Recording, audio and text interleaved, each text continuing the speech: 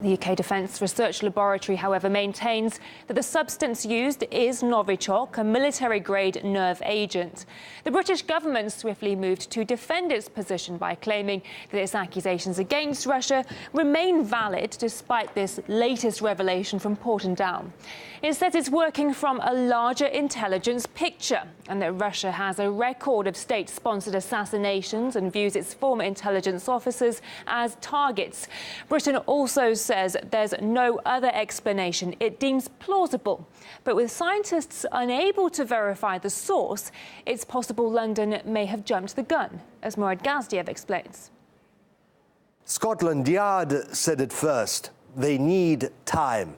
This was a professional assassination attempt. Whoever did it made sure to leave as few traces as possible.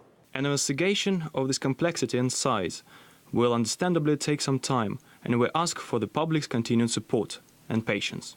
The media didn't need much time. Pundits forewent the whole boring, investigation part, but that's the media, no surprise. They need their ratings. Politicians, they only needed a week. It is highly likely that Russia was responsible. We do hold Russia culpable Culpable for the attempted murder. Russia is culpable. Our quarrel is with Putin's Kremlin, and we think it overwhelmingly likely that it was his decision. What's remarkable is the detectives are silent. Technical experts are silent, no details at all. Russia's asking for any information, in fact, a sample of the nerve agent perhaps. So far, nothing. Instead, Downing Street gets down to the punishment, with its allies skipping the whole innocent until proven otherwise. Likely is as good as guilty. We are without doubt that Russia is responsible. There is no plausible alternative explanation. Nearly 200 diplomats expelled by Britain, its allies and Russia. Diplomatic relations hit rock bottom. And then we get the chemical expertise from Britain's own laboratory. We have not verified the precise source. You have not been able to establish at Porton Down that this was made in Russia. As I said, it's our job to provide, the scientific evidence that identifies what the particular nerve agent is. You'd think that would at least slightly embarrass those shouting loudest about Russia's guilt. Nuh-uh. Really, it comes down to what particular job certain scientists have. Now, Porton Down say their job is to work out what the substance was. And they've established that it is Novichok, and that is, by definition of the translation of the name, which means newcomer, part of a program in the Soviet Union in the late 70s and 80s. The Novichoks, dozens and dozens of different nerve agents, have been synthesized not just by Russia. The head of Porton Down refused to clarify whether his own laboratory had its own stockpile.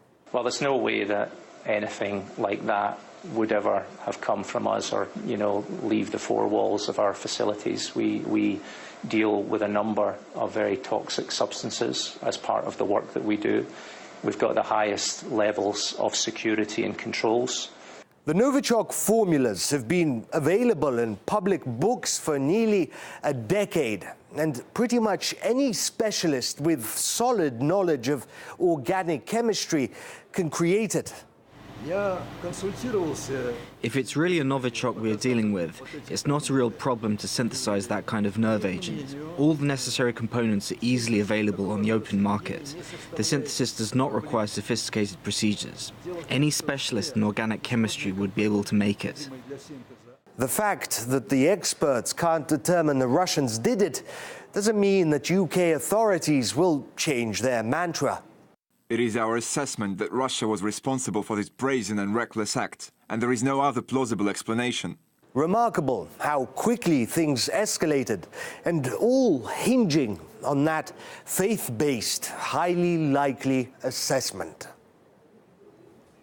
Well, Russia has always strenuously denied involvement in the poisoning, despite frequent accusations against the country and even the president. Russian presidential spokesman Dmitry Peskov says Boris Johnson will have to apologize for his inflammatory statements against Russia. The UK's foreign minister, who have been blaming Vladimir Putin, will have to look in the eyes of the EU colleagues, and he will have to apologise to Russia somehow. It is a classic Russian strategy of trying to conceal the needle of truth in a haystack of lies and obfuscation. For him, I believe this is a resigning matter, because he didn't just join in the chorus of blame Russia. He lied on national television, on the state broadcaster, the BBC. He said, "I have spoken to the guy at Porton Down." That's the very guy who made the statement today on behalf of Porton Down. And he said the guy told him that it was Russia that did it, that it could only have been Russia that did it. This was worse than a mistake. It was a lie.